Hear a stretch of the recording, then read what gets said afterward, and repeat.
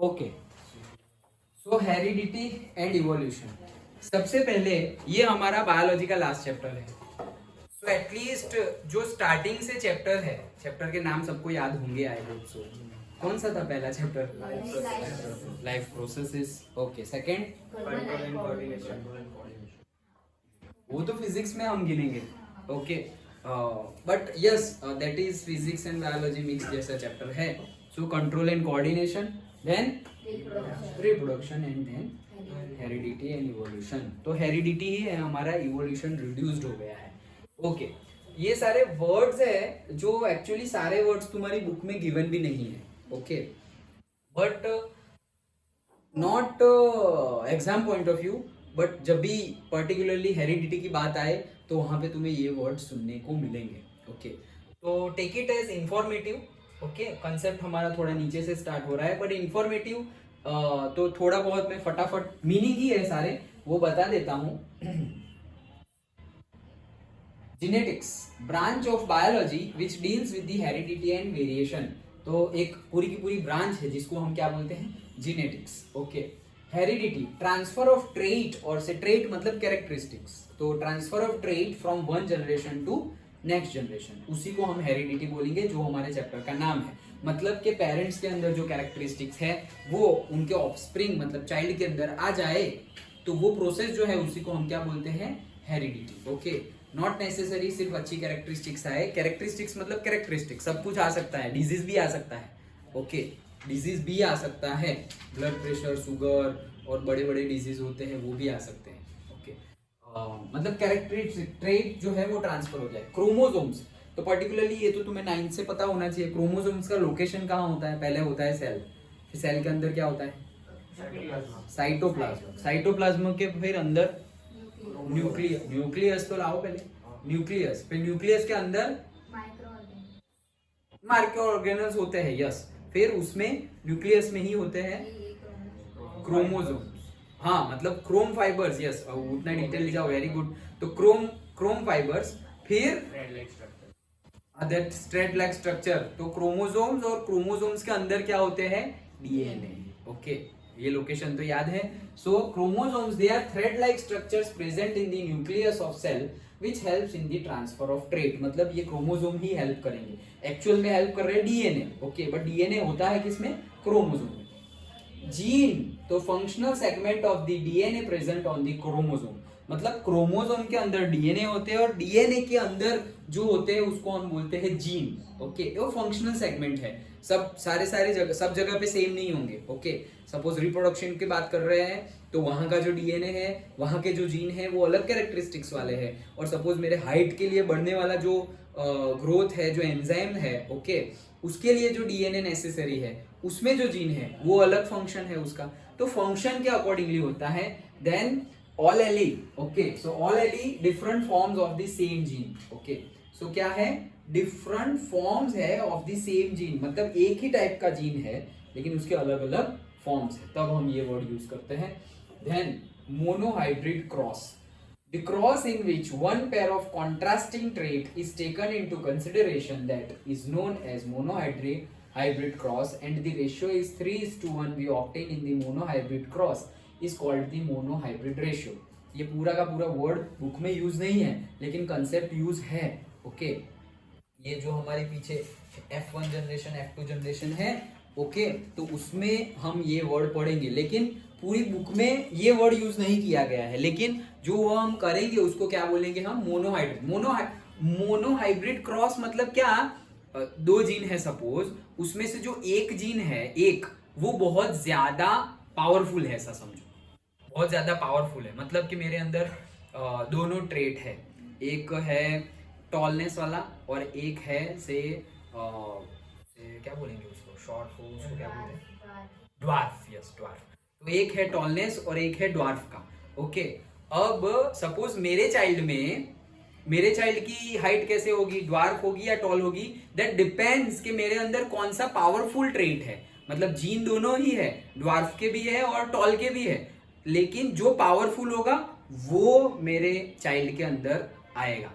Then next जो नहीं आया, मतलब ऐसा समझो टॉल वाला है, ओके, तो चाइल्ड के अंदर टॉल वाला आ गया। दैट डज नॉट मीन कि जो ड्वार्फ वाला जीन है वो मेरे चाइल्ड के अंदर नहीं है, मेरे चाइल्ड के अंदर है, लेकिन मेरे में पावरफुल कौन सा था, टॉल वाला, इसलिए वो भी टॉल बन गया, लेकिन उसमें भी दूसरा है। सपोज ऐसा हो सकता है कि उसके जो चाइल्ड हो, मतलब मेरा ग्रैंड चाइल्ड, वो उसमें ड्वार्फ वाला पावरफुल हो, मतलब मेरे चाइल्ड में ड्वार्फ वाला पावरफुल हो, तो ग्रैंड चाइल्ड में वैसा ड्वार्फ वाली कैरेक्टरिस्टिक्स ज्यादा हो जाएगी। वो सब डिटेल में हम पढ़ेंगे, लेकिन मोनो मतलब एक, जैसे हम केमिस्ट्री में देखते हैं, मोनो मतलब एक, डाई मतलब दो, ट्राई मतलब तीन, टेट्रा मतलब चार, ये चार वर्ड तो याद होने चाहिए। Okay, dihybrid cross, the cross in which two pair of contrasting traits, मतलब कि जो पावरफुल ट्रेट्स है उनकी दो पेयर, मतलब टोटल चार, वन पेयर मतलब दो, और टू पेयर्स मतलब टोटल, पेयर मतलब दो होता है, तो टू पेयर्स मतलब फोर हो गए। Okay, so two pairs of contrasting traits are taken into consideration is called dihybrid cross, and the ratio is 9:3:3:1, which we obtain in the dihybrid cross is called dihybrid ratio. Okay, समझने के लिए है, जब theory हम पढ़ेंगे तब मैं बताऊंगा कि ये मोनोहाइब्रिड क्रॉस था और ये डाइहाइब्रिड क्रॉस था। Again not for the board exam point of view, okay, but ये वर्ड जनरली आते हैं तो हमें पता होना चाहिए। Okay, that's why dominant trait, और जैसे अभी मैंने बताया कि एक होता है डोमिनेंट ट्रेट और एक होता है, मतलब एक टॉलनेस वाला पावरफुल था और ड्वार्फ वाला थोड़ा लेस पावर था, तो जो पावरफुल होता है उसका नाम दिया जाता है डोमिनेंट, और जो लेस पावर होता है उसको बोला जाता है recessive trait. So the trait which is able to express itself in F1 generation and the trait which is not able to express itself in the F1 generation but reappears in the F2 generation।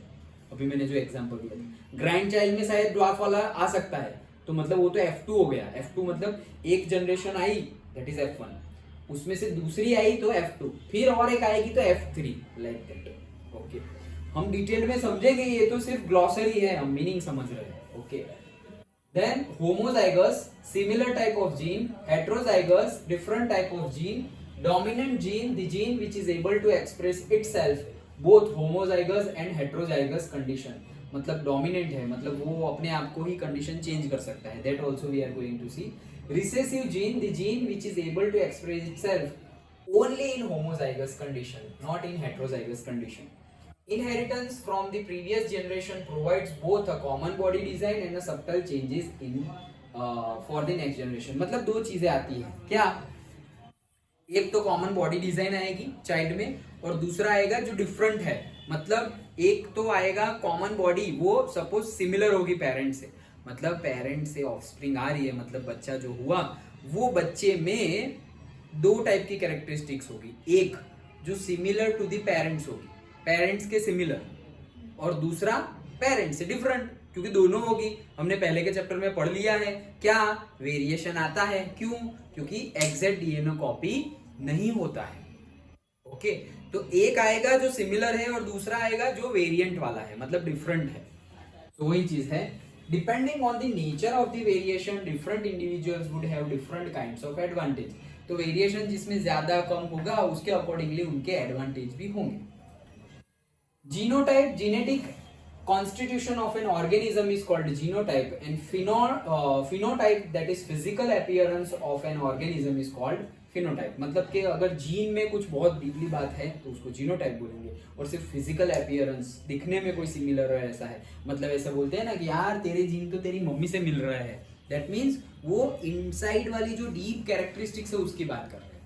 और अगर कोई बोल रहा है अरे तेरा मुंह तो डिट्टो तेरे पापा जैसा है, मतलब वो किसकी बात कर रहे हैं, फिनोटाइप की बात कर रहे हैं, क्योंकि वो बाहर का अपीयरेंस है। जीनोटाइप मतलब अंदर की फीलिंग्स एंड अंदर की कैरेक्टरिस्टिक्स। अंडरस्टूड, समझ में आया, सारे ग्लॉसरी ही है। हाँ बोलो।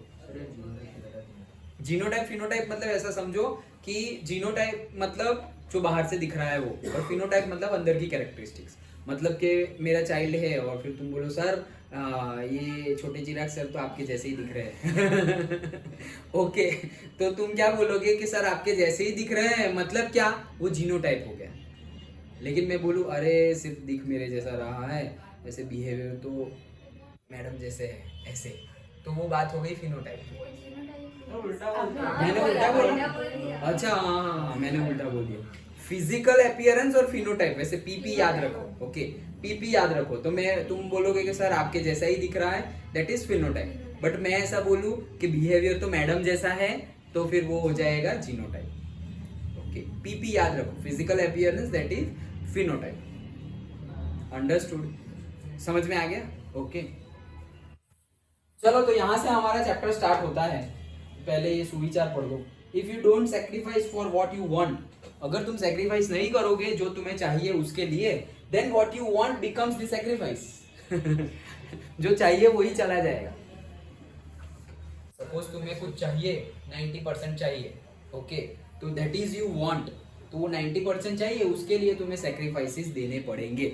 लेकिन अगर तुमने सेक्रीफाइसेस नहीं दिए तो जो तुम चाहते हो वो तुम्हारा सेक्रीफाइस बन जाएगा, मतलब जो 90% लाने हैं वो ही छूट जाएगा, वही सेक्रीफाइस हो जाएगा। अंडरस्टूड?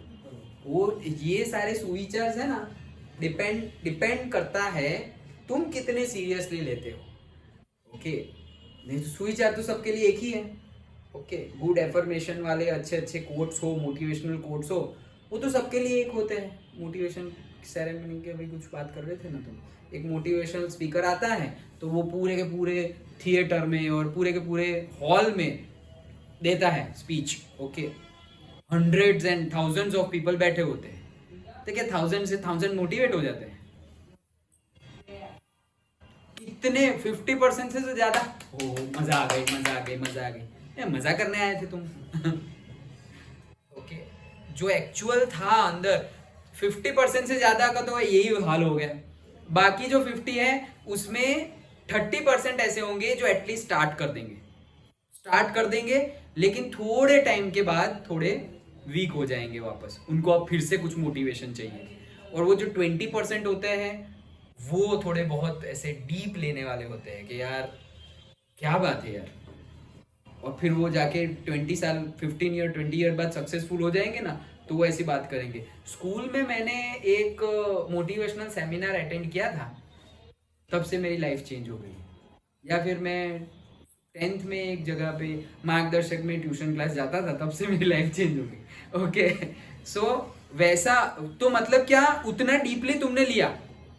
जैसे मैं तुमको सब कुछ बताता हूँ, तो क्या सब कुछ सेम उतरता है? सब कोई ऐसे नहीं, सबने तो बहुत जोश भर दिया है, आज तो देखो हम 2 बजे तक पढ़ेंगे, 3 बजे तक। सबको होता है ऐसा? नहीं होता। और सबको शायद हो भी जाए, मैंने बहुत एनर्जी दे दी तो, लेकिन सब क्या अप्लाई कर पाते हैं? अप्लाई सब नहीं कर पाते, क्योंकि बाहर की फोर्स से कुछ नहीं होता। तुम्हारे अंदर क्या डिजायर है, तुम्हारे अंदर क्या कैपेसिटी है, दैट मैटर्स द मोस्ट। बाहर का फोर्स हो ना हो वो पहले मैटर करता है, बाहर से मोटिवेशन मिले या डीमोटिवेशन मिले। Okay, particular type of demotivation भी होता है, कई टीचर्स वो भी यूज करते हैं। मेरे एक टीचर ने यूज किया था मुझ पे ही। ओके, वो अच्छा है मैं डीमोटिवेट नहीं हुआ। मोटिवेट ही हुआ कि नहीं सर अब तो आपको करके दिखाएंगे, लाइक दैट। और फिर अच्छे से पास हो गया, पास ही होना था। ओके, कॉलेज की बात है, स्कूल की नहीं। बट सर ने पास ही होना था, मतलब सर ने ऐसा ही बोला था कि तू पास नहीं होगा। तो फिर मैंने बोला सर अब तो कुछ भी हो जाए, पास तो हो जाएंगे। और क्लास में पास तो हुए, क्लास में हाईएस्ट मार्क्स थे, पूरे क्लास में हाईएस्ट मार्क्स थे। ओके, 57 ही थे आउट ऑफ 100, बट हाईएस्ट थे। ओके, और क्लास 120 का था, क्योंकि वो सब्जेक्ट ही ऐसा था, मतलब जो एकदम टॉपर हो उनके भी लो मार्क्स आ जाए वैसे। तो सर को भी यही लगे ए टॉपर क्या ही, कुछ नहीं हो रहा है तो तुम्हारा कहाँ होगा, ऐसे। तो फिर सर का point of view he change कर दिया, फिर हम भी टॉपर में आ गए। ओके, कहने का मीनिंग है कि कितना हम उतारते हैं अपनी अंदर। Okay, that matters. सबको सब कुछ मेजरली सब कुछ सेम मिलता है। सपोज मैं तुम 10 को एक ही क्वालिटी, एक ही इंटेंशन से पढ़ा रहा हूँ, लेकिन सबकी ग्रोथ अलग अलग होती है। तुम्हारे क्लास में 60, 40, 50 के क्लास होंगे स्कूल में, तो एक ही टीचर सबको पढ़ा रहे हैं, एक ही टीचर ट्यूशन में भी इतने सारे स्टूडेंट्स को पढ़ा रहे हैं, मटेरियल भी सेम मिल रहा है, स्पीच सब कुछ सेम। ओके, तो फिर क्यों सबका अलग अलग? क्योंकि ये तो सब बाहर का हुआ, अंदर का तो तुम्हारे पास है ना भाई, वो तुम कितना यूज करते हो, दैट्स अप टू यू। यहां से चैप्टर स्टार्ट होता है। 2 टाइप के ट्रेड्स होते हैं, एक एक्वायर्ड ट्रेड्स। अभी जो मैं जितना भी तुम्हें मोटिवेशन दे रहा हूँ, ये बोल रहा हूँ, वो बोल रहा हूँ, आगे बढ़ो, ये करो, वो करो, तुम्हारा ग्रोथ करना है और फंस मत जाना फ्यूचर में जाके, ये वो जितना भी कुछ कर रहा हूँ, और जो जो तुमने सीख लिया एक्चुअली सीखा, ऐसा नहीं कि एक कान से सुना और दूसरे से निकाल दिया तो कुछ खत्म बात है, आज रात को ही खत्म, सो गए सुबह उठे पता ही नहीं क्या बोला था सर कल आपने, ऐसे हो जाएगा। ओके, बट अगर उतार दिया जिंदगी में और फिर वो रिजल्ट तो देगा, अपने टाइम पे रिजल्ट देगा, तो उसको बोलते हैं एक्वायर्ड ट्रेड्स। मतलब तुमने एक्वायर किए बाहर से, ये तो एग्जांपल दिया है, हमने जो लिखा है वो भी पढ़ते हैं। मतलब तुमने बाहर से एक्वायर किया, तुमने अपने टीचर से सीखा, तुमने अपने कलीग से सीखा, तुमने अपने फ्रेंड से सीखा, तो ये सारे ट्रेड्स हो गए एक्वायर्ड ट्रेड्स। ओके, और दूसरे हैं हमारे इनहेरिटेड। मतलब कि भाई मैं कुछ तुम्हें मोटिवेट करूं या ना करूं, तुम टॉपर ही हो। क्यों भाई? तुम्हारे पेरेंट ही टॉपर है, तो मतलब मम्मी भी एकदम टॉपर, पापा भी एकदम टॉपर, तो तुम तो एकदम हाई क्लास ही होने वाले हो। मतलब उसमें फिर मैं बोलो मेरी वजह से तुम्हें, नहीं तो बोलने ही नहीं वाला ऐसा, बट कहने का मीनिंग है कि वहां पे इनहेरिटेंस काम करता है, मतलब डीएनए काम करता है कि भाई कोई डॉक्टर है और इंजीनियर है, उनके बेटे हैं, उनके चाइल्ड है, अब उनको मैं 12th क्लास सिर्फ पास कराऊं, ओके सिर्फ पास, तो that is not a great success. Okay, but उनको भी मैं उनके पेरेंट्स जैसा बना दूं तो सपोज चलो, तो दैट डिपेंड्स। इनहेरिटेंस मतलब तुम्हें जो पेरेंट से मिलता है, इन हेरिडिटी, ओके वही हेरिडिटी जो बोल रहे हैं हम वो, तो वही है। Not present in the reproductive cell, भाई एक्वायर्ड ट्रेड रिप्रोडक्टिव सेल में प्रेजेंट होते नहीं है। मतलब सपोज तुम बहुत ही ज्यादा मोटिवेटेड हो गए, ओके, या बहुत ही ज्यादा कुछ बाहर का नॉलेज, मैंने तुम्हें कुछ भी बताया, स्पिरिचुअल नॉलेज बताया, कुछ कोई कहानी बता दी और तुम उससे बहुत ज्यादा इंस्पायर हो गए। अब मम्मी पूछ रही है, अरे यार तुम रोज ही ये स्टोरीज सुन के लाते हो, तुम्हारे अंदर ये अंडरस्टैंडिंग कैसे हो गई, पहले तो ऐसा नहीं था एंड ऑल। दैट मीन्स के पेरेंट्स में वो चीज़ नहीं है, लेकिन तुम्हारे अंदर वो आ गई, तुम सीख गए। मतलब पेरेंट्स सपोज दोनों ही गुस्से वाले हैं, लेकिन तुम शांत हो, मतलब कि तुम्हारा एनवायरनमेंट कुछ चेंज हुआ है, ऐसे तुम्हारा एनवायरनमेंट चेंज हुआ है। तुम्हारे पेरेंट, दोनों पेरेंट के अंदर अगर गुस्से वाला ट्रेट है, एंगर वाला ट्रेट है, तो तुम्हारे अंदर भी वो आएगा ही आएगा, लेकिन होगा ही, होता तो हो ही, लेकिन वो बाहर नहीं आता। तुम ज्यादातर काम रहते हो और एंगर नहीं शो करते।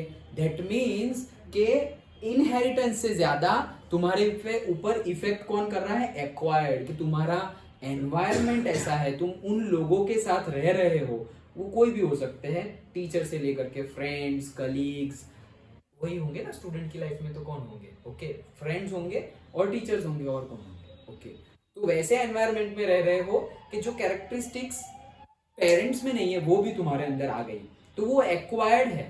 ओके, मतलब तुमने इकट्ठा की है। एक्वायर्ड का मीनिंग क्या होता है? इकट्ठा करना। तो ये तुमने इकट्ठा की है, ओके, पहले से नहीं थी तुम्हारे पास।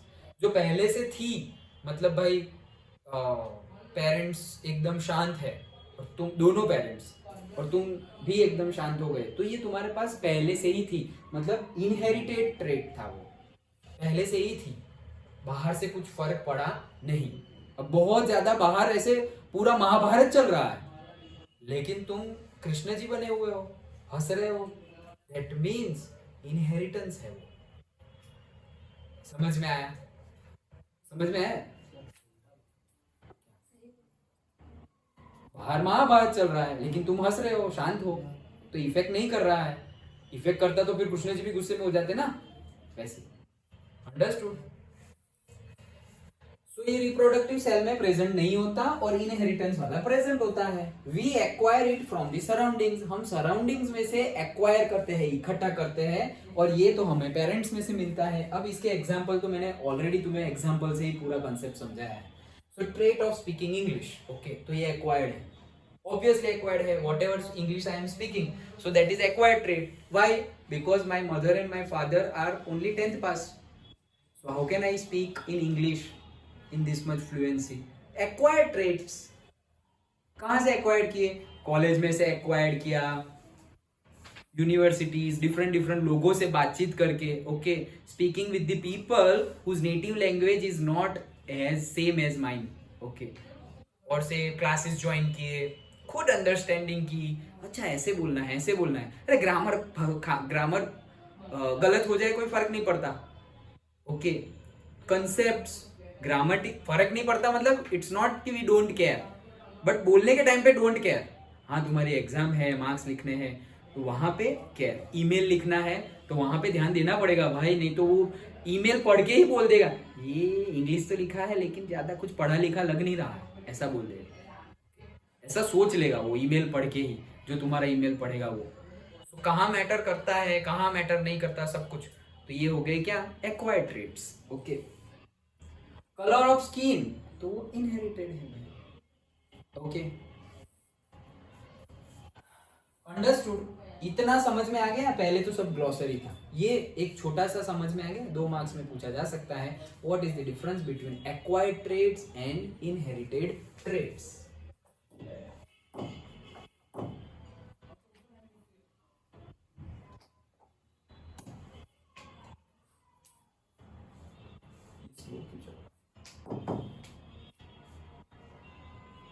ओके, अब एक भाई साहब थे, मतलब साइंटिस्ट, ओके, उन्होंने एक्सपेरिमेंट किया था, मेंडल्स एक्सपेरिमेंट, हाँ दिखाई दे रहा है, मेंडल्स एक्सपेरिमेंट, ओके। तो मेंडल एक्सपेरिमेंट क्या है, father of genetics Gregor John Mendel, okay, नाम याद रख लेना, जिनको फादर ऑफ जेनेटिक्स भी बोला जाता है, बायोलॉजी ही पढ़ी है हुई है उन्होंने, okay. So father of genetics, जेडब्ल्यू नीट में ऐसे क्वेश्चन आ जाएंगे, तो सर 11th-12th में तो ऐसा कुछ आया ही नहीं, वो देखेंगे ही नहीं कि 11th-12th वो कई, मतलब शायद चलो जेडब्ल्यू नीट में ना भी आए, वो लोग ज्यादातर कॉन्सेंट्रेट करते हैं 11th-12th को। सपोज तुम यूपीएससी दे रहे हो, जीपीएससी दे रहे हो, और who is the father of genetics, ये तो ना 10th में था, 10th में तो है, ये तो ना 11th में था, ना 12th में था, कहाँ से पूछ लिया 10th में से, अरे यार अभी यूपीएससी की एग्जाम, अरे 6th क्लास की एनसीईआरटी में से भी क्वेश्चन आते हैं, 6th क्लास, जो यूपीएससी जीपीएससी प्रिपेयर करते हैं, मैंने तो देखा है, मेरे फ्रेंड्स ने की है, ओके, 6th से लेकर के 12th तक की एनसीईआरटी, एंड अगेन नॉट रट्टा मारना, मार्क्स उनके नहीं आते, बट नॉलेज कैसा है वो मुझे पता है, कंसेप्ट कैसा है वो मुझे पता है, इट्स नॉट अबाउट रिमेम्बरिंग, हाँ for you it's about remembering, क्योंकि तुम्हें वहां पे एग्जाम में लिखना है, बट पहले समझ तो लो, तो रिमेम्बर करने में इजी हो जाएगा, सिर्फ रिमेम्बर किया तो शायद भूल जाओगे, याद करने बैठ रहे हो याद नहीं आ रहा, लेकिन समझ गए और फिर याद रखा तो याद रह जाएगा, और तुम्हें याद रहे लाइफ टाइम तो अभी याद रखना नहीं है, कंसेप्ट समझे होंगे तो याद रहेगा, तुम्हारे एफर्ट्स की जरूरत नहीं है, ओके, कंसेप्ट समझे होंगे तो ऑटोमेटिकली याद रहेगा, दैट इज द बेनिफिट, और say that is the gift from the nature, कि अगर कुछ हम अच्छे से अंडरस्टैंड करते हैं तो हमें लाइफ टाइम याद रहता है, ओके। जैसे हमारे ग्रैंड पेरेंट्स हमें सिखाते हैं, अब तो ये चीज़ भी बहुत ज़्यादा एक्सटिंक्ट हो रही है कि पेरेंट्स और ग्रैंड पेरेंट्स कुछ ना कुछ सिखाते रहते हैं बच्चों को, ओके, ये वो कम हो गया है, क्यों, पहली बात तो कि ग्रैंड पेरेंट्स के साथ रहते ही नहीं, पेरेंट्स अलग रहते हैं, ओके, और अगर साथ में रह रहे हैं वैसी फैमिली है तो भी भाई health issue and many issue, but अगर हो रहा है well and good, fortunate enough, जो भी ज्वाइंट फैमिली में आज की डेट में रह रहे हैं, they are fortunate, very from my point of view, ऐसा कोई रूल नहीं है, बट दे आर फॉर्चुनेट, क्यों, भले ही ज्वाइंट में रहने से शायद बहुत कुछ चीज़ें छूट जाती हो, बट जो चीज़ मिलती है वो पैसों से या किसी और चीज़ से खरीद नहीं जा सकती, okay, that is the thing, वो जो अपब्रिंगिंग होती है, जो वो संस्कार सिंचन हम बोलते हैं ना, वो जो मिलता है दैट इज बेस्ट, ओके, फिर वो अपनी लाइफ में जीतेंगे ही जीतेंगे वो बच्चे, लाइक दैट, और हार भी जाए तो भी वो लेवल पे होंगे कि उनको फर्क ही नहीं पड़ता भाई, एक हार से मायूस नहीं हो जाना है और एक जीत से बहुत ज्यादा खुश भी नहीं हो जाना है, it's a journey, it's not कि हमें कहीं पे पहुंचना है, कोई डेस्टिनेशन वाली चीज नहीं है, इट्स अ जर्नी, जर्नी को एंजॉय करो, क्योंकि डेस्टिनेशन तो वन मोमेंट का होता है, सपोज तुम्हारा गोल है 90% लाना, तो जर्नी को भी एंजॉय करो, अरे यार आज रात वो तुम बांट दो कि 90% लाने के लिए रोज कितने आवर्स पढ़ना पड़ेगा, मुझे कहाँ तक, कितने रात को कितने बजे तक पढ़ना पड़ेगा, ये वो, और फिर अकॉर्डिंगली सराउंडिंग जैसे चेंज हो रहा है, स्कूल में टेस्ट, ट्यूशन में टेस्ट, होमवर्क, तो भाई मैं तो 2 बजे तक सोचा था लेकिन आज तो 4 बज जाएंगे। क्यों? क्योंकि ये सब नहीं सोचा था और वो एडिशनली आ गया। वो सब करो, that is the enjoying the journey. Otherwise 90 up लाने और 90 अप आ गए तो वो तो आ गए और बाद में खत्म। अब कुछ नहीं, अब कुछ और गोल बनाओ कि 11th में इतने लाएंगे। But if you enjoy the journey कि यार इतनी मेहनत की, तो फिर वो जो परसेंटेज आएंगे ना, वो ऐसे मतलब हमेशा तुम्हारे साथ रहेंगे। अरे यार पता है 10th में इतने परसेंटेज आए थे, कैसे प्रिपरेशन की थी, वो सब याद रहेगा तुम्हें। कब? जब तुम जर्नी को एंजॉय कर रहे हो। तुम मतलब ऐसे यार पढ़ना पड़ेगा, ऐसे नहीं, एंथुजियास्टिक हो गए, नहीं पढ़ना ही है, जर्नी को एंजॉय करना है। It's not forcefully. तो देखो तुम कुछ भी करोगे ना तो लॉन्ग टर्म रिजल्ट नहीं मिलेंगे। इसलिए मैं ज्यादा कुछ फोर्स करता भी नहीं हूँ स्टूडेंट को। मुझे कई पेरेंट्स बोलते हैं आप मारो, ओके आपको जो करना है करो, आप मारो, आप उनको 5 घंटे बिठाओ, 4 घंटे बिठाओ। इससे ऐसे कोई पढ़ता है क्या भाई? जो नहीं पढ़ने वाला होता वो नहीं पढ़ता है, कितने भी घंटे बिठाओ या कितना भी मारो। वैसे भी स्टूडेंट देखे हैं, मैंने भी देखे, मेरे ही फ्रेंड्स थे, मेरे ही कलीग्स थे, मारो लो, कितना मारो, सर थक जाएंगे भाई मारते मारते। सो इट्स नॉट कि मारने से सुधर जाएंगे, ओके वो जब तक ऐसे अंदर से नहीं आता ना कि मुझे कुछ करना है, तब तक कितना भी बाहर से एनवायरनमेंट कुछ भी कर ले, बट वो तुम्हारा अंदर से आना चाहिए। अंडरस्टूड? ओके। सो ग्रेगोर जॉन मेंडल भाई, उन्होंने एक्सपेरिमेंट किए थे, लेकिन एक्सपेरिमेंट में ये पर्टिकुलर तीन एक्सपेरिमेंट किए थे। जो 3 एक्सपेरिमेंट नहीं, मतलब हमारे सिलेबस में 3 एक्सपेरिमेंट है। एक उन्होंने सीड्स के ऊपर एक्सपेरिमेंट किया था, एक उन्होंने प्लांट के ऊपर एक्सपेरिमेंट किया था, और एक फ्लावर के ऊपर एक्सपेरिमेंट किया था। ओके, ये 3 एक्सपेरिमेंट हमें स्टडी करने हैं। क्या है? सबसे पहले Why pea plant was chosen for the experiment? 1 mark में या 2 मार्क में पूछा जा सकता है कि एक्सपेरिमेंट के लिए पी प्लांट ही पी प्लांट ही क्यों चूज किया? तो उसकी रीजन है भाई, क्या? Can be self pollinated as well as cross pollinated. मतलब कि सेल्फ पॉलिनेशन भी हो सकता है, हमने ऑलरेडी रिप्रोडक्शन पढ़ लिया है, asexual reproduction and sexual reproduction दोनों। ओके, तो ये सेल्फ पॉलिनेटेड भी है, असेक्सुअल मतलब सिंगल पेरेंट जैसे, ओके, एंड क्रॉस पॉलिनेटेड भी हो सकता है। दूसरा, शॉर्ट लाइफ साइकिल, उसकी लाइफ साइकिल छोटी है, मतलब कि तुम आज सीड डालो और तुम यू कैन चेक कि अच्छा 10 दिन हो गए, 15 दिन हो गए, इतना बड़ा हो ये वो, और सोचो कि अभी तुम यही एक्सपेरिमेंट मैंगो ट्री पे कर रहे हो, बम्बू पे कर रहे हो, भाई बैठे ही रहो, एक्सपेरिमेंट कब खत्म होगा? ये बड़ा ही नहीं होगा जल्दी। तो एक्सपेरिमेंट के लिए तो जिसकी लाइफ शॉर्ट हो वो यूजफुल है। Okay, so easy to maintain करने के लिए भी इजी है। And next, several pair of contrasting traits are visible within the same plant. बता रहा हूँ क्या कहना चाह रहे हैं। मतलब कि contrasting मतलब जो ज्यादा पावरफुल हो, जैसे हमने 2 पढ़े, कौन से? Dominant and recessive. डोमिनेंट मतलब पावरफुल, रिसेसिव मतलब थोड़े लेस पावर। ओके, तो several pair of contrasting मतलब you can visualize dominant। Okay, तो several pairs है, मतलब एक से ज्यादा पेयर है। ओके, कहीं में टॉलनेस वाली कैरेक्टरिस्टिक्स है, कहीं में राउंडनेस वाली। पी प्लांट तो पी भी आएगा, तो डिफरेंट आगे लिखा हुआ ही है क्या? Round and wrinkle seeds. एक सीड्स लिए पी प्लांट के, तो वो क्या है? राउंड, मतलब मार्बल कहाँ से लाऊंगा अभी, राउंड। ओके, एकदम राउंड, गोल गोल है। ओके, वो मार्बल लखोटी जो हम बोलते हैं एकदम, लेकिन वो क्या है? स्मूथ है। क्या है? स्मूथ। तो राउंड, और दूसरे है रिंकल्ड। तो रिंकल्ड मतलब स्मूथ नहीं है, उसके ऊपर ऐसे किसी ने ऐसे समझो गोल है मार्बल, और तुमने कहीं जगह से ऐसे दीवार में मारा है या कहीं पे, तो उस कैसे वो स्मूथ नहीं रहेगी, रफ सरफेस हो जाएगी। तो एक कैरेक्टरिस्टिक्स है कंप्लीटली स्मूथ राउंड, और दूसरा है रिंकल्ड। दूसरी कैरेक्टरिस्टिक्स ये सीड की है। प्लांट की characteristics toll and short plant, मतलब कोई प्लांट बड़ा, कोई प्लांट छोटा। तीसरी, व्हाइट एंड वायोलेट फ्लावर, मतलब एक में व्हाइट फ्लावर आ रहे हैं और एक में वायलेट फ्लावर आया। 3 एक्सपेरिमेंट किए थे, ये 3 एक्सपेरिमेंट के डेटा है। कौन कौन से क्या क्या किया था? एक तो सीड के साथ किया था, मतलब के बीज के साथ, यहाँ पे हमने बोला है, तो बीज सीड क्या क्या किया था उसमें कि भाई कहीं राउंड होता है, कहीं रिंकल्ड होता है, और कहीं पे येलो होता है और कहीं पे ग्रीन होता है, वो डिटेल में अभी हम देख रहे हैं। ओके, एंड देन प्लांट के साथ किया, उसमें क्या था, एक शॉर्ट है एक टॉल है। फिर फ्लावर के साथ किया, उसमें क्या, दो अलग अलग कलर के फ्लावर है, yellow and white and violet. Okay, understood, समझ में आया? ओके, तो ये 4 पॉइंट की वजह से उन्होंने पी प्लांट को ही चूज किया। समझ में आया पी प्लांट को क्यों चूज किया? एक तो उसकी लाइफ साइकिल शॉर्ट है, छोटी सी लाइफ साइकिल है, देन इजी टू मेंटेन है, मेंटेन भी इजीली हो जाती है।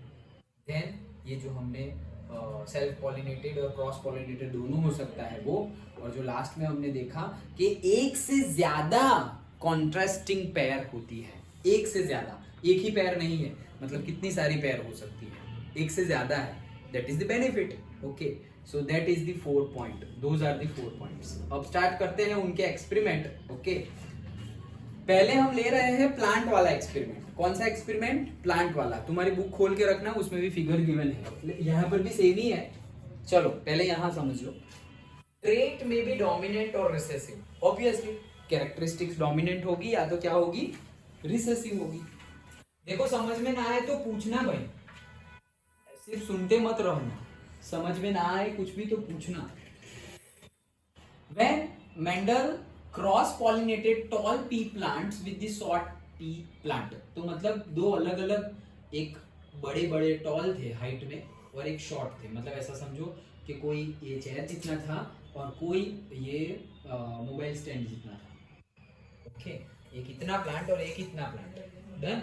अब क्रॉस पॉलिनेटेड करवाया, मतलब सेक्सुअल रिप्रोडक्शन जैसा हम बोल सकते हैं, क्योंकि दो अलग अलग है, वो करवाया। He obtained all tall pea plants in F1 generation। भाई जो ऑफस्प्रिंग आए उसमें सारे के सारे कैसे आ गए, टॉल आ गए। क्यों भाई, इसने कोई इनपुट नहीं दिया क्या? नहीं दिया, बट कैरेक्टरिस्टिक्स वैसी आई नहीं। तुमने देखा होगा, नहीं लेकिन वो क्वेश्चन तो आएगा ही। ओके, मतलब कहना क्या चाह रहा था कि तुमने देखा होगा कि कई पेरेंट्स की, कई कपल्स के जो चाइल्ड होते हैं वो एक ही टाइप के होते रहते हैं, मतलब बॉयज तो boys boys boys boys boys, उनको गर्ल चाहिए बट गर्ल होती नहीं, मतलब जनरली इतने ज्यादा टाइम तक नहीं होती, या फिर गर्ल्स ही होती रहती है, एक गर्ल, दो गर्ल, तीन गर्ल।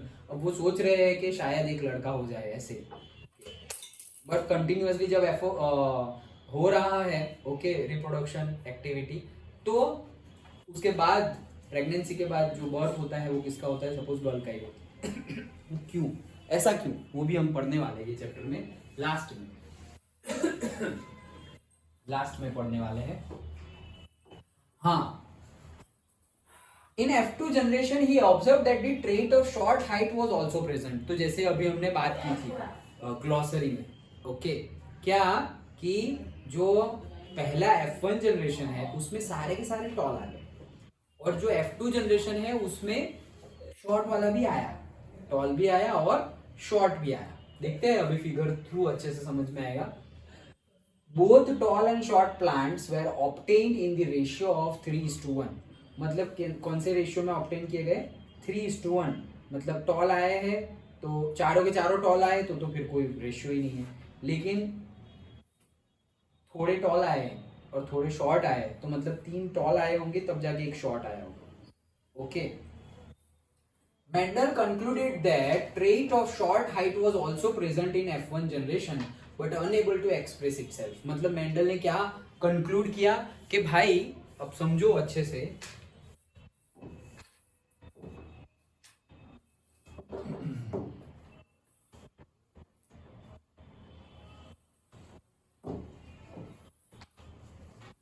तो ऐसा समझो कि ये पेरेंट है, ओके, और आ रहे हैं कौन, ऑफस्प्रिंग। ओके, तो ऐसा बोल रहे हैं कि ये कौन था भाई, टॉल, पेरेंट टॉल था, और ये कौन था, शॉर्ट। तो ये टॉल और शॉर्ट, और यहां से जो रिप्रोडक्शन एक्टिविटी हुई तो सपोज 4 आए, ओके, 4 चाइल्ड हुए ऑफस्प्रिंग, और मतलब ये 2 पेरेंट है, उनसे ये चाह रहा है, हाँ, नीचे से ऊपर कैसे जाएंगे मुझे लगा ये जो नीचे है ना उससे और चाहिए। नहीं नहीं, उससे और 4 आए नहीं, वो अभी बाद में, पहले ये तो समझ लो। ओके चलो, ये समझ में आ गया। 2 पेरेंट है, एक में डोमिनेंट है टॉलनेस का ट्रेट, दूसरे में डोमिनेंट है रिसेसिव ट्रेट, मतलब कि जो शॉर्ट नेट वाला है वो रिसेसिव है। ओके, अब उनके 4 चाइल्ड हुए, तो देखा कि चारों में टॉल वाली ही कैरेक्टरिस्टिक्स है। चारों में क्या, कौन सी कैरेक्टरिस्टिक्स है? टॉल वाली कैरेक्टरिस्टिक्स है। तो ये जो जनरेशन है उसको हम बोलेंगे F1 जनरेशन। दैट मीन्स कि ये जो F1 जनरेशन है, क्या इसमें शॉर्ट हाइट वाले जीन है ही नहीं क्या? नहीं है। That does not mean ऐसा लिखा हुआ है ना। Okay, conclude that the trait of shorter height was also present in F1 generation but unable to express itself। मतलब खुद को एक्सप्रेस नहीं कर पाए, मतलब कि यहां पर था, ऐसा समझो स्मॉल टी। ओके, तो सब में कैपिटल टी भी है और सब में स्मॉल टी भी है, लेकिन दिखाई कौन सा दिया? सिर्फ टॉल कैपिटल टी, शॉर्ट वाला दिखाई दिया नहीं। अब इसके बाद फिर से हम रिप्रोडक्शन एक्टिविटी करते हैं, तब शॉर्ट वाला भी दिखाई दे रहा है, ऐसा बोल रहे हैं। कैसे? आगे देखते हैं। देखो, तो सबसे पहले पेरेंट का जनरेशन, टॉल टी प्लांट, तो टॉल टी प्लांट होंगे, उसमें 2 जीन है, suppose capital T and capital T. एक मिनट, ये समझ में आया? ओके, और शॉर्ट पी प्लांट है, उसमें है स्मॉल टी एंड शॉर्ट में स्मॉल टी है, स्मॉल अल्फाबेट्स, और इसमें कैपिटल। ओके, हाँ बोल। बोल सकते हैं ना कि हम छोटा टी वाला वो रिसेसिव है। हाँ यस, करेक्ट, बोल सकते हैं, ऐसा ही है, मतलब ऐसा ही बोलना है। छोटा टी वाला रिसेसिव एंड कैपिटल टी वाला डोमिनेंट है। अगर हमने बोला स्मॉल टी वाला डोमिनेंट है, तो चारों के चारों शॉर्ट हो जाएंगे। स्मॉल टी वाला डोमिनेंट होगा तो क्या हो जाएगा? चारों के चारों स्मॉल हो जाएंगे, शॉर्ट हो जाएंगे, और कोई लंबा होगा ही नहीं। समझ में आ गया? यस और नो? ओके, तो यहां देखो, ये टॉल के हैं टी टी और शॉर्ट के हैं स्मॉल टी स्मॉल टी। अब कैसे इकट्ठा कर रहा हूं? देखो, कैपिटल टी स्मॉल टी, फिर ये कैपिटल टी और ये स्मॉल टी, फिर ये कैपिटल टी, ये स्मॉल टी, और ये कैपिटल टी और ये स्मॉल टी। 4 हो गए। समझ में आ रहा है नहीं? सर ये टी टी क्या? ये ऐसा समझो, ये जीन है, जीन है, उसमें ये 2 ट्रेट है, दोनों किसके हैं? टॉल वाले हैं। दूसरा है फीमेल का, ओके, उसमें भी स्मॉल टी है। Okay done. अब रिप्रोडक्शन हुआ, तो कैसे करेंगे? देखो, ये पहला टी इससे मिल रहा है, तो क्या बनेगा? T and small T. अब ये दूसरा टी इससे, दूसरे टी से मिल रहा है, तो भी क्या बनेगा? Capital T small T. फिर ये तीसरा ये टी से मिल रहा है, तो भी क्या बना? करेक्ट।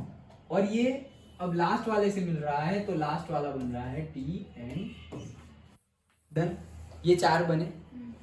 अब ये 4 बने, और अगर डोमिनेंट ट्रेट कौन सा होगा? कैपिटल टी, तो सारे के सारे टॉल कैरेक्टरिस्टिक्स वाले आ जाएंगे चाइल्ड। ऐसा कहना चाह रहे, समझ में आया?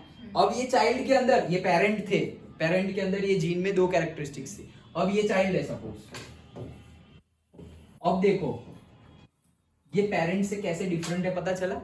इसके अंदर पेरेंट में ये फादर है, मदर है, ऐसा मान लो। फादर में दोनों कैपिटल टी थे, मदर में दोनों स्मॉल थे, लेकिन बच्चे में दोनों आ गए।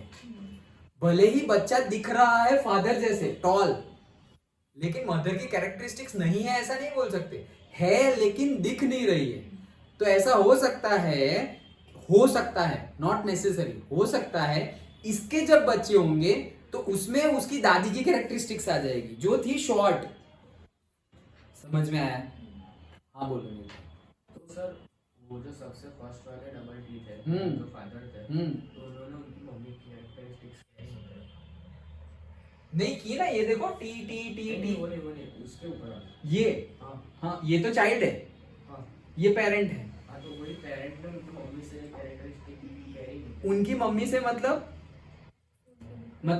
ये इनके 2 पेरेंट होंगे, उसकी बात कर रहे हैं। हाँ नहीं, तो हो सकता है ना कि इनकी मम्मी में ऐसे भी हो सकता है ना, ये कैपिटल टी है, ये कैपिटल टी है, और यहाँ पर कैपिटल टी और स्मॉल टी, ऐसा है। ट्रेड तो कोई भी हो सकते हैं। तो यहाँ ऐसा है, तो इनके 4 कैसे होंगे? देखो ये तुमने ये दोनों के 4 बनाए, ठीक है। अब ये दोनों के 4 बनाते हैं, कौन से? यहाँ पर है टी टी और यहाँ पे है टी और स्मॉल टी। अब इनके 4 कैसे होंगे? T T, then T small T, then T again capital T और टी एंड स्मॉल टी। समझ में आया? अब यहां पर अगर डोमिनेंस कैपिटल टी है, अगेन चारों बच्चे टॉल ही है, अगेन चारों बच्चे टॉल है। वो केस में भी चारों बच्चे टॉल थे, लेकिन जब ऑफस्प्रिंग आएगी तो इस केस में देखो कि ये है, वो सपोज इसके साथ मिल रहा है,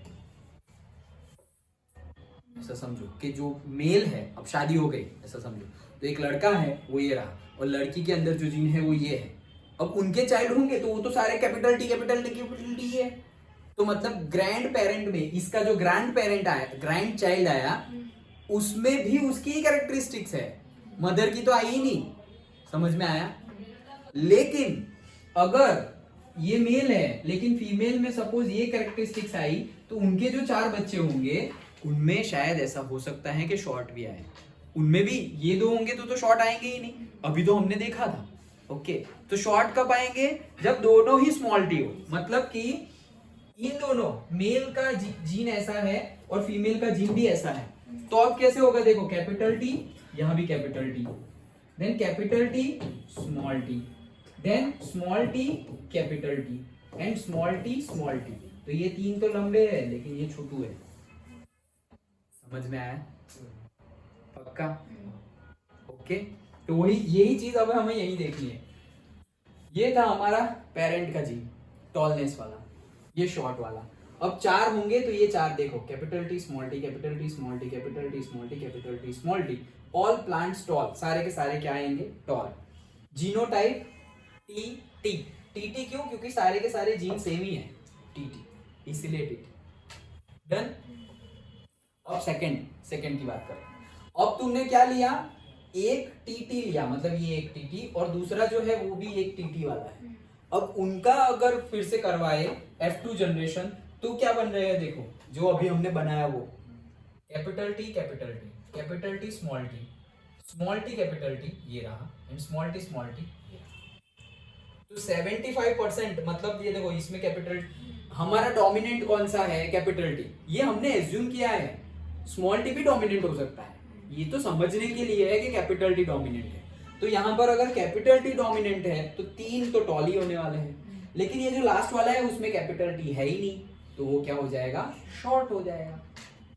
अंडरस्टूड? समझ में आया? पक्का? तो यहाँ पे फिनोटाइप टॉल का रेशियो देखो, फिनोटाइपिक टॉल है 3 और शॉर्ट है 1, यहाँ पे चारों के चारों वही थे। ओके, और जीनोटाइप में टी वाले, अब जीन की बात कर रहे हैं, ये तो फिनोटाइप था, फिजिकल अपीयरेंस के टॉल और शॉर्ट, लेकिन जीन कैसे है? तो जीन तो भाई टी वाला 1 है, कैपिटल दोनों, एक कैपिटल दूसरा स्मॉल वाले 2 है, और दोनों स्मॉल वाला 1 है। समझ में आया? ना समझ में आया तो पूछो, क्योंकि यही इंपॉर्टेंट है, एकदम छोटा सा चैप्टर है हमारा। ओके, 2-3 थियरी 4 थियरी है, उसी में से पूछा जाएगा, न्यूमेरिकल है नहीं, फिगर ऐसी कोई इंपॉर्टेंट है नहीं, तो थियरी ही आएगी। समझ में आया? ना आया हो तो पूछो। हाँ सर, क्या बोल रहे हैं कि हमने ये 2 पेरेंट है सपोज हमारे, कैपिटल टी एंड से स्मॉल टी, ये है टॉल कैरेक्टरिस्टिक्स वाले ट्रेट, टॉल ट्रेट्स, और ये है स्मॉल ट्रेट्स। ओके, अब इन दोनों का रिप्रोडक्शन हुआ, तो सपोज 4 ऑफस्प्रिंग आए, तो कैसे? इस एक का दोनों से और ये दूसरे का भी दोनों से, तो क्या हो जाएगा? कैपिटल टी स्मॉल टी, ये दूसरे के साथ capital T small T, then ये दूसरे का फर्स्ट के साथ capital T small T, and दूसरे का दूसरे के साथ कैपिटल टी स्मॉल टी। ये हो गई हमारी F1 जनरेशन। डन? अब हम बोल रहे हैं कि capital T that is the tallness characteristics is dominant, tallness trait is dominant. तो फिर चारों के चारों क्या होंगे? टॉल। क्यों? क्योंकि सब में ही कैपिटल टी है। अगर हम ऐसा बोलते कि small T is the dominant and which is the for the short trait, तो फिर सारे के सारे क्या हो जाते? शॉर्ट हो जाते, क्योंकि सभी में स्मॉल टी भी है। अंडरस्टूड? ओके। अब ये F1 जनरेशन है, मतलब जैसे कि हमारे पेरेंट्स और हम लोग F1 जनरेशन, हम सब ओके F1 जनरेशन। अब हम हमारे बच्चों की बात कर रहे हैं, हमारे बच्चों की बात, that is F2 generation. Okay, किसके लिए F2 है? वो हमारे पेरेंट्स के लिए F2 है, हमारे लिए तो F1 ही हुआ ना भाई। जो पहले आए वो F1, हम 0 पे है, तो पेरेंट्स 0 पे थे तो हम आए तो हम F1 हो गए। अब हम 0 पे है, अब नेक्स्ट आएंगे तो वो F1 हो जाएंगे, लेकिन पेरेंट्स के लिए वो क्या हो गए? F2 generation. अंडरस्टूड? अब अगर तुम ऐसे कोई दो कैरेक्टरिस्टिक्स वाले लो जिसमें ये दोनों कैरेक्टरिस्टिक्स हैं, मतलब ये चाइल्ड, मतलब ऐसा समझो, ये हम बोलेंगे सर इसी में से वापस ये ले लिया। अरे भाई ये तो भाई बहन है, उनकी शादी थोड़ी करवानी है। बट जो कपल है वो कपल की कैरेक्टरिस्टिक्स ऐसी है, मतलब कि ये जो पेरेंट है, जैसे हमने बोला कि ये दो पेरेंट है, उनकी कैरेक्टरिस्टिक्स ऐसी थी, तो वैसे ही दो कोई पेरेंट है, उनकी कैरेक्टरिस्टिक्स ऐसी है, ऐसा कहना चाह रहा हूँ। इसी में से दो ले लो, वो नहीं बोल रहा हूँ, क्योंकि वो तो फिर एक ही जीन हुई ना, एक ही जनरेशन हुई। अंडरस्टूड? ये भी रीजन है कि सेम कास्ट में हम मैरिज नहीं करते। क्यों? सब सेम जैसा ही होता है। सॉरी, सेम कास्ट बोल रहा हूँ, क्या बोलना चाह रहा था? Not same caste but in relatives. नहीं, रिलेटिव्स में। क्या तुम क्या बोल रहे हो? समाज, अरे समाज में ही तो करना है भाई। कहने का मीनिंग है कि हम रिलेटिव्स में मैरिज नहीं करते। ओके, रिलेटिव्स में मैरिज नहीं करते, मतलब कजिन्स मैरिज नहीं करते। ऐसे क्यों कजिन्स मैरिज नहीं करते?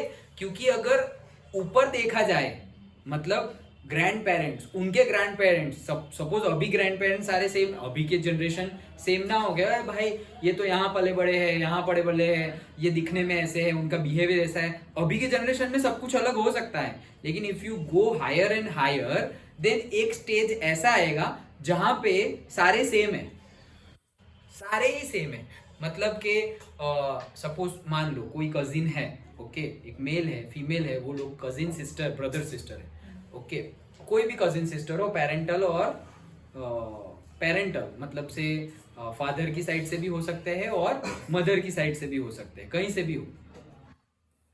तो अभी तो सब जनरेशन अलग है, लेकिन ऐसा हो सकता है कि आज से सपोज 4 जनरेशन पहले की बात करें, 4 जनरेशन बिफोर, तो ये जो लड़का है उसके दादा और ये जो लड़की है उसके दादा या दादी, हुएवर, ओके, उनकी जो कैरेक्टरिस्टिक्स है वो सेम जैसी ही हो। क्यों?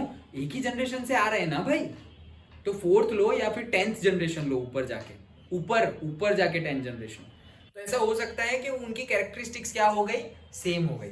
और अगर सेम हो गई, दैट डज नॉट मीन कि उनके बच्चे नहीं होंगे। भाई उनके भी बच्चे होंगे, तो प्रॉब्लम क्या है? फिर प्रॉब्लम क्या है वो बताओ। है तो है, कजिन से कर ले तो कर लिए, प्रॉब्लम क्या होगी? कजिन से शादी कर ली भाई, प्रेम तो अंधा होता है तो ओके, तो प्रॉब्लम क्या है वो बताओ। एक ही जेनेटिक्स रहेंगे, हाँ, तो उससे क्या प्रॉब्लम है? एक जेनेटिक्स है, उससे क्या प्रॉब्लम? सब खाली रहेंगे, सब क्या खाली रहेंगे। अरे नहीं, हाँ तो सब रहे, चलो सब टॉल है, तो उससे प्रॉब्लम क्या है? Variation is the problem. पर सर वेरिएशन तो रहती है, आपने कहा था वेरिएशन, हाँ वो कब रहती है? जब हम ऐसी उंगली ना करें तब। अगर हमने ऐसा कुछ किया, हम ज्यादा ही वेरिएशन लाने गए, तो हो सकता है कि वेरिएशन ना हो। ओके, हाँ बोलो। सर अगर दो पेरेंट्स में अगर दोनों टॉल हो, ठीक है? नहीं रुको, हाँ ये समझ गए। हाँ अब बोलो, हाँ पूछो। अगर दोनों टॉल है तो मतलब बिल्कुल चांसेस नहीं कि आगे की जनरेशन शॉर्ट आ नहीं सकती। नहीं, ऐसा कैसे बोल सकते हैं? सर क्योंकि देखो, इधर से टॉल ले लिए दोनों, इधर से भी दोनों टॉल ले लिए, तो फिर तो टॉल ही कैरी करेंगे ना सब। नहीं, लेकिन मैं समझ गया तुम्हारा क्वेश्चन। तो कहने का मीनिंग क्या है कि मेरे पास ऐसे दो है, ऐसा समझो, ये पहली जनरेशन आ गई, ये दूसरी जनरेशन है, ये फादर है, मतलब ये फादर है और ये क्या है, मदर। इसमें डोमिनेंट कौन सा है? सपोज कैपिटल टी, मानते हैं हम, मानते हैं कि इसमें कैपिटल टी डोमिनेंट है और इसमें भी कैपिटल टी, और से इसमें स्मॉल टी डोमिनेंट है। तो जैसे तुम बोल रहे हो वैसे हो जाएगा। सर अगर दोनों ही कैपिटल टी है तो दोनों साइड हाँ तो नहीं आएंगे, ऑब्वियसली नहीं आएंगे। सारे बच्चे भी हाँ, इसलिए तो मैंने पहले ही तो वो एग्जांपल दिया कि कोई, वो अभी लास्ट में हम समझेंगे, लेकिन वो अभी उसी के रिलेटेड है क्वेश्चन। क्या कि जैसे मैंने अभी स्टार्टिंग ऑफ द थियरी में ही बताया कि कोई पेरेंट्स के सिर्फ बॉयज बॉयज बॉयज ही चाइल्ड हो रहे हैं, या कोई पेरेंट्स के सिर्फ गर्ल गर्ल गर्ल ही चाइल्ड हो रही है, बॉयज हो ही नहीं रही है। क्यों? क्योंकि वैसा कुछ मिल ही नहीं रहा है। चैप्टर के एंड में हम पढ़ने वाले हैं कि ये जो टी टी और ये वो बता रहा हूं ना, अभी बता दे रहा हूं तो थोड़ा कंफ्यूजन क्लियर हो जाए। क्या कि सपोज ये मेल है और ये कौन है, फीमेल। ओके, तो मेल में होता है एक्स और वाई, जैसे हमें अभी बोला ना कैपिटल टी और स्मॉल टी, तो वैसे है एक एक्स और एक वाई। और फीमेल में होता है एक्स और एक्स ऑलवेज। ओके, अब जैसे अभी हमने मिलाया, वैसे ही अगर मिला है तो क्या क्या पैर बनेगी, एक ये और ये, तो कैपिटल एक्स एक्स। एक है एक्स और वापस एक्स, तो वापस कैपिटल एक्स एक्स। ये वाई और एक्स, और दूसरा वाई और एक्स। डन? समझ में आया? ओके, अब क्या है डोमिनेंट कैरेक्टरिस्टिक्स, हमें तो नहीं पता है यहाँ पे क्या डोमिनेंट है। तो डोमिनेंट क्या है, when both are, one is X and one is Y. Boy कब होगा वो कैरेक्टरिस्टिक्स बता रहा हूं। One is X and one is Y, gene में कैरेक्टरिस्टिक्स, तो बॉय होता है।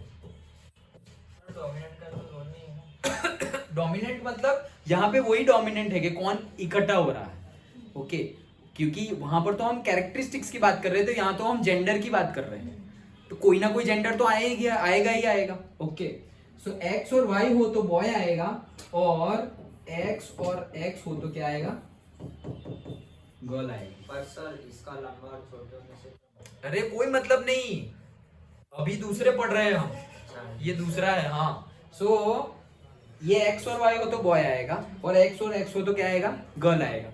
अब देखो कि कितने बॉयज और कितने गर्ल है, एक्स एक्स एक्स एक्स मतलब दो गर्ल आई, एक्स वाई मतलब दो बॉयज आए। तो इसीलिए बोलते हैं कि जो नेचुरली जो होता है उसमें ऑलवेज 50-50 होता है, मतलब जितनी क्वांटिटी बॉयज की होनी चाहिए उतनी ही क्वांटिटी गर्ल्स की भी होगी ही। मतलब बॉयज और गर्ल्स की क्वांटिटी क्या होगी, quantity in the sense life same ही होगी। हमारी अगर सोसाइटी की बात करें तो सेम होनी चाहिए सेम, आइडियली अगर हम बात करें तो लाइक दिस। अंडरस्टूड? लेकिन नहीं है, क्यों? हाँ, जैसे कि एबॉर्शन। ओके, पता चल गया कि गर्ल चाइल्ड है तो उसको एबॉर्ट कर देते हैं।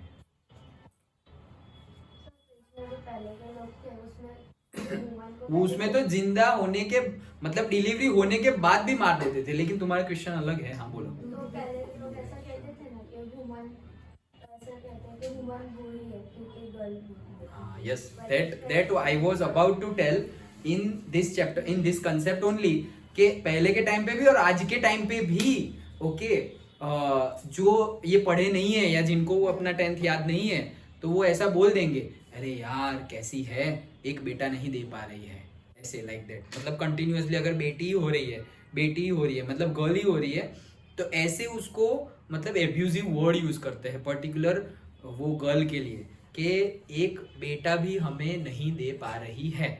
ओके, हमेशा गर्ल ही दे रही है, एक बेटा भी नहीं दे पा रही है। लेकिन साइंटिफिकली भाई वो तो मेल पे ऊपर डिपेंड है। हाँ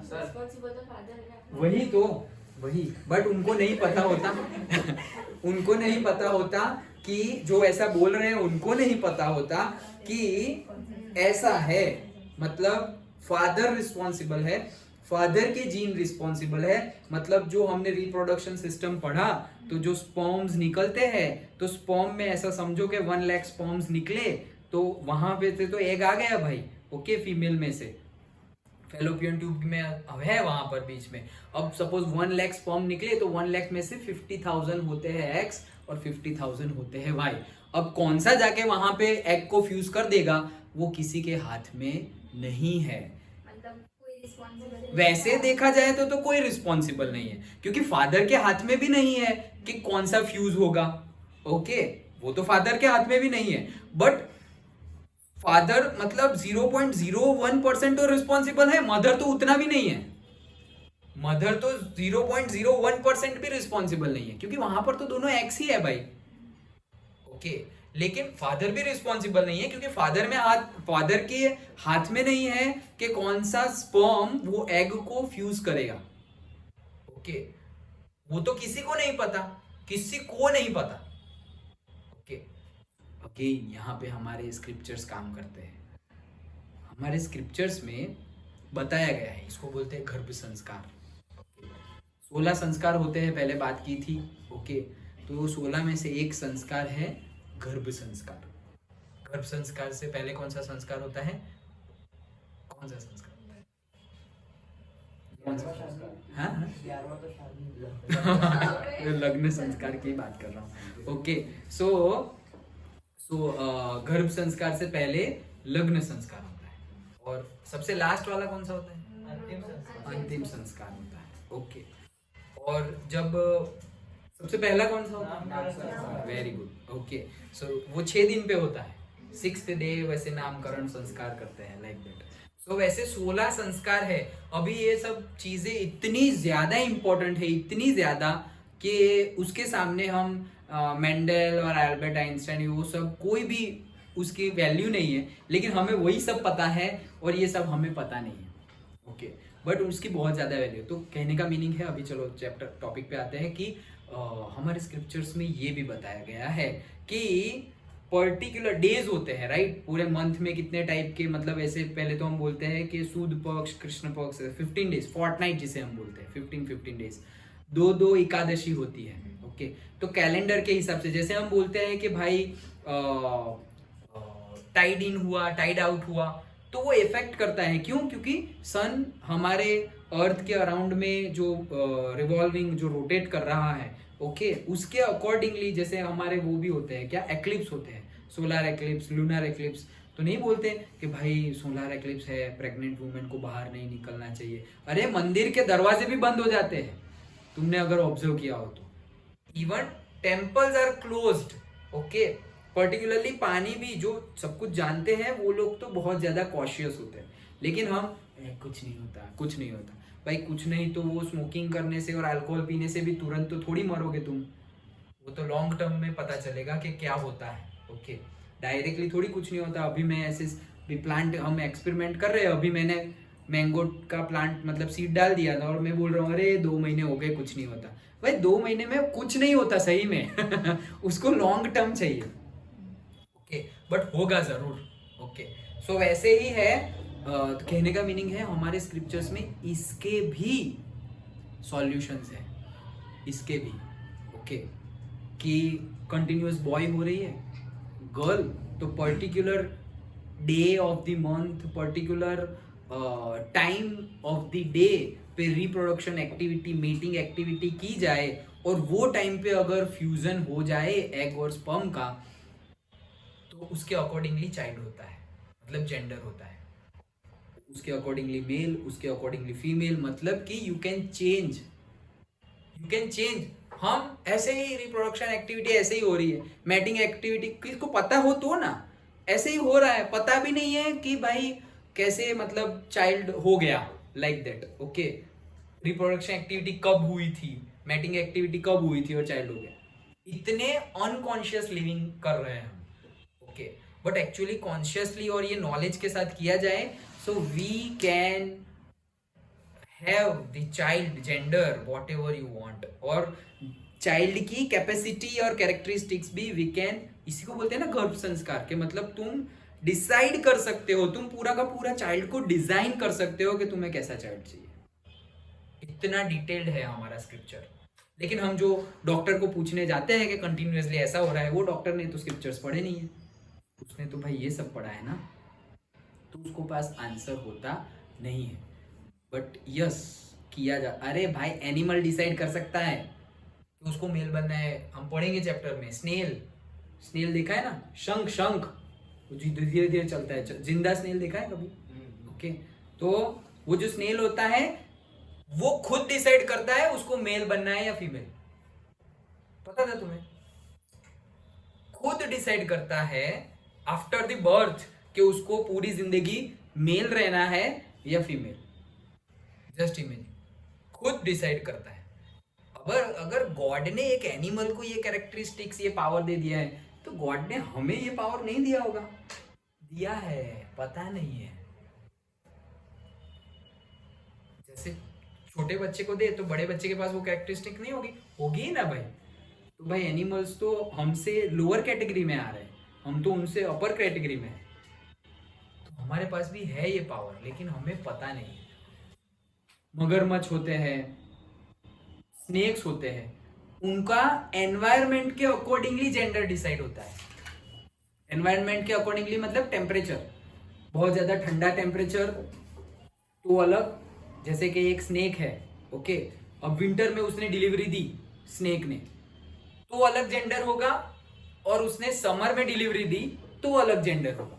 सोचो, एनवायरनमेंट के टेम्परेचर के ऊपर डिपेंडेंट है कि मेल होगा या फीमेल होगा।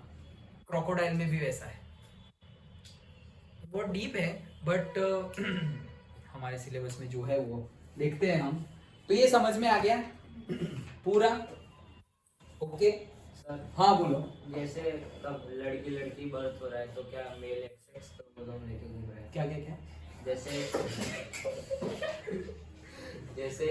जैसे बोल रहे थे ना आपकी लगातार लड़की हाँ। तो मेल क्या एक्सेक्स क्रोमोसोम लेके? नहीं, मेल के पास तो एक्सेस होता ही नहीं है ना, तो लड़की सिर्फ क्यों हो रहा है?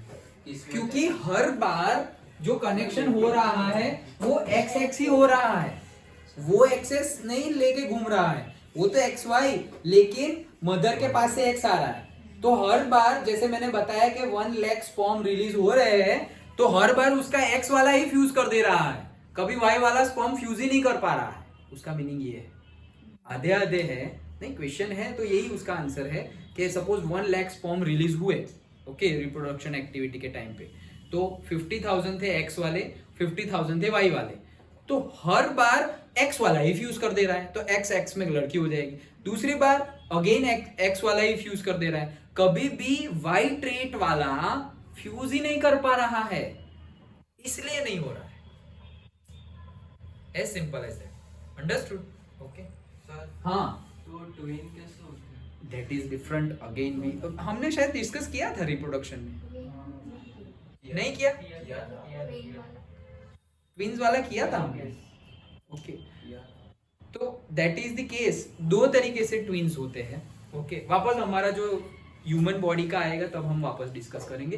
वैसे 2 तरीके से ट्विंस होते हैं, एक तो फ्यूजन के टाइम पर ऐसा फ्यूजन हो जाए जिससे कि अंदर एक ही है, मतलब जैसे ये एक्स और वाई है तो एक बॉय है यहाँ पर, अब ये पूरा जो एग है ना वो 2 पार्ट में बट गया खुद, मतलब फ्यूज हो गया, जाइगोट बन गया, ये एक नहीं 2 अब अलग अलग हो गए, ये एक होता है। 2 तरीके से बता ही देता हूँ। हाँ, यस। सो 2 तरीके से होता है, ऐसा समझो। एक तरीका कौन सा है कि जो तुम्हारा फ्यूजन हुआ, स्पर्म एग है, स्पर्म आया, फ्यूजन हो गया, फ्यूजन होने के टाइम पे जो सेल डिवीजन होता है, यहाँ पर अब ये एक की ग्रोथ होने की बजाय ये खुद को ही 2 में डिवाइड कर देता है, ऐसे एग खुद को ही 2 में डिवाइड कर देता है। अगेन हम नहीं कंट्रोल कर रहे हैं, ये साइंटिफिकली हम ये खत्म हो जाए उसके बाद हाँ, ये हम कंट्रोल नहीं कर हो गए, ये अभी आगे बढ़ेंगे तो ट्विंस हो जाएंगे। अंडरस्टूड? दूसरे टाइप ऑफ ट्विंस क्या, जनरली होगा नहीं कि ये एग है, जनरली जैसे ही स्पर्म एंटर करे, मतलब फ्यूज करे, तो स्पर्म के एग के आजू बाजू एक कवरिंग बन जाती है, जिससे कि कोई दूसरा स्पर्म अंडर एंटर ही नहीं कर पाता। एक ही sperm, only one sperm is required to fuse. Lakhs and lakhs की क्वांटिटी में होते हैं, बट रिक्वायर्ड कितना है? Only one. तो जैसे ही ये वन अंदर हो जाता है, ये कवर बन जाता है एक एग के आजू बाजू, तो फिर दूसरा कोई स्पर्म यहां जा नहीं सकता। But in very very very rare case, बहुत ज्यादा रेयर केस में एक अंदर गया और ये जो कवरिंग बन रही है उसी टाइम पीरियड पे कोई दूसरा भी अंदर चला गया। मतलब कि अदरवाइज ऐसे ना समझे तो एकदम इजी वे में समझाऊं तो क्या हो रहा है कि ये एक अंदर गया, मतलब ये एक एग को उसने क्या कर दिया? फर्टिलाइज कर दिया। अब स्पर्म तो बहुत सारे हैं, स्पर्म तो बहुत सारे, लैक्स एंड लैक्स की क्वांटिटी में। तो ये तो 3 टाइप हो गए, यस 3 टाइप्स हो गए।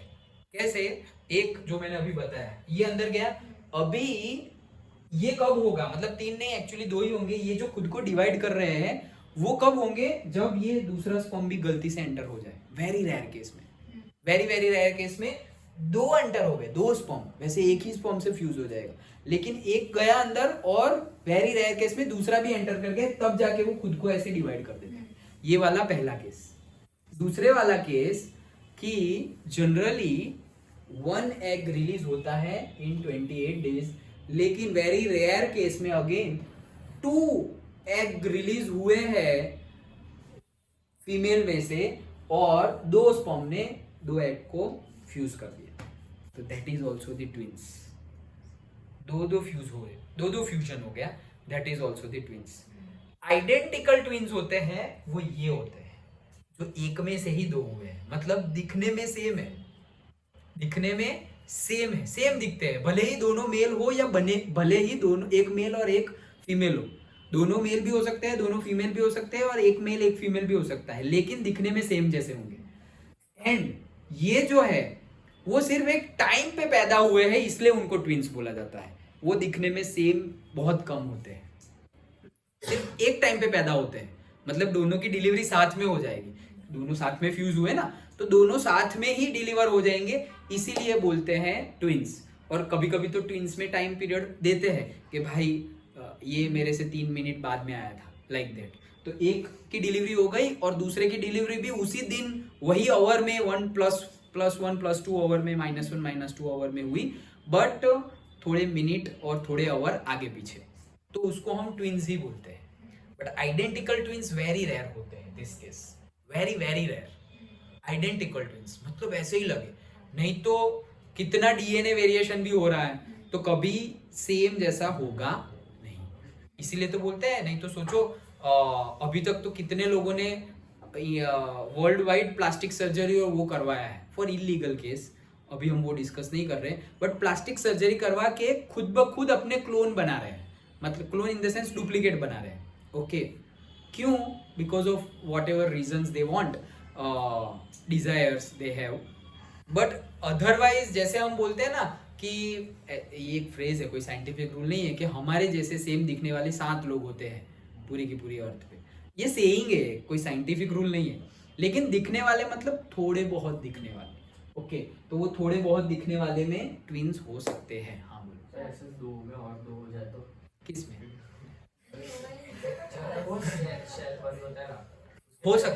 हो सकता है 2 के, सपोज कोई एक है, सपोज ये 2 फ्यूज हो गए। ओके, अब 2 में से ऐसे एक अलग निकल गया, ये जैसे टूटा था 1 में से 2, वैसे 1 में से 2 हो गए, और ये तो एक पूरा ही है, तो टोटल 3 हो गए, लाइक सर 3 बच्चे। हाँ ऐसे उसके भी 2 हो गए। हाँ, यस, हाँ, बट इट्स वेरी रेयर।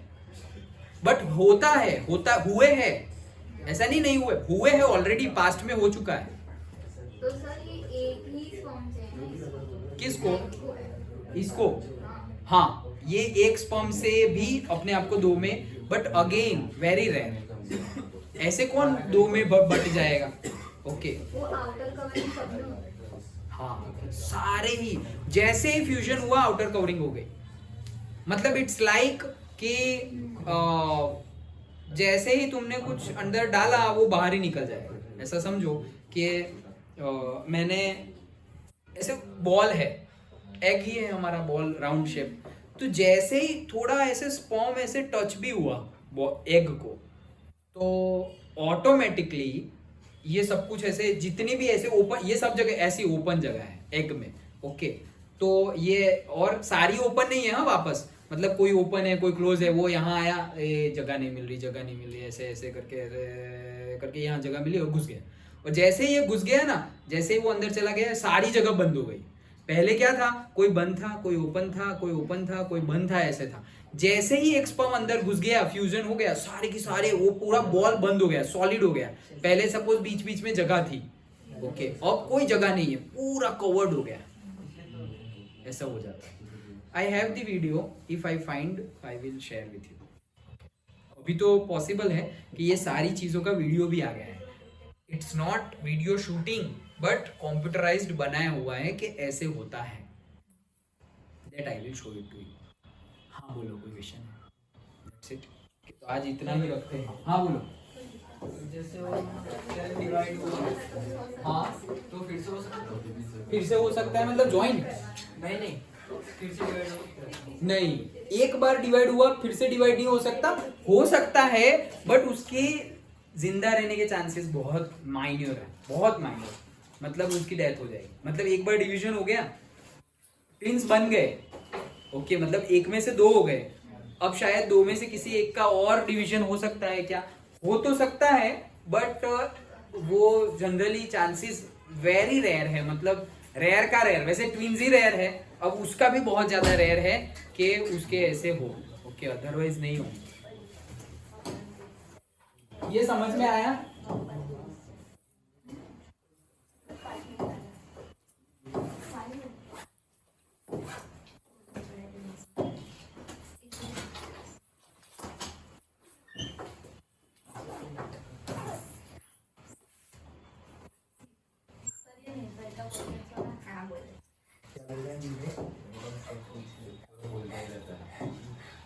ऐसा कहते हैं कि कुत्ते में सिर्फ होते हैं। तो ट्विंस थोड़ी होते हैं। सर 8.5 के क्या क्या क्या? हाँ बोलो। लिए क्या?